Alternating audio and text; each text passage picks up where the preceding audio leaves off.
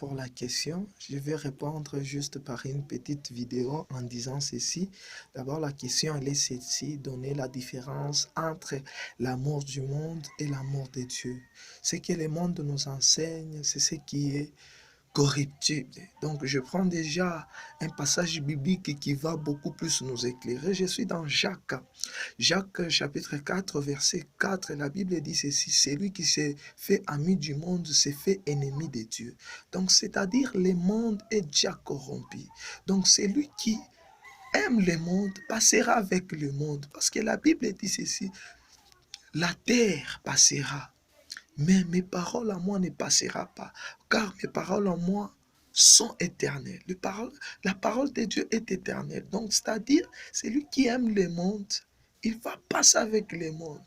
Mais pour mieux encore comprendre la différence de l'amour de Dieu entre l'amour du monde, l'amour de Dieu, pour mieux comprendre, il faut connaître d'où on vient avec ces dieux et d'où Dieu m'a tiré et tout Dieu est en train de m'amener.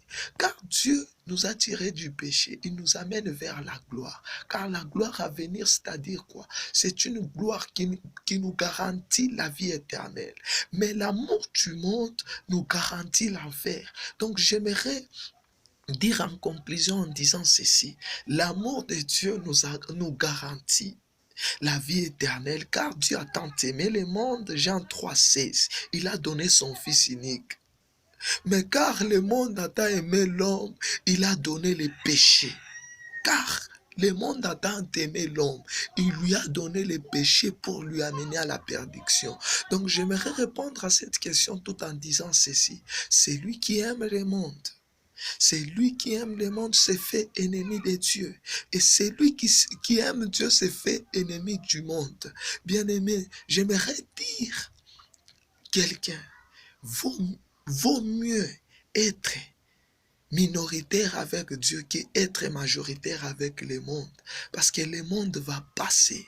La Bible dit, toutes choses passeront, mais la parole de Dieu, elle est éternelle. Donc, c'est-à-dire, quelqu'un doit comprendre que je suis aussi éternel quand l'amour de Dieu est venu au-devant de moi. Donc, quelqu'un doit comprendre que je suis né pour être dans l'amour de Dieu, pour vivre l'amour de Dieu, pour accomplir l'amour de Dieu. Que Dieu vous bénisse, mon frère, qui avait posé cette question.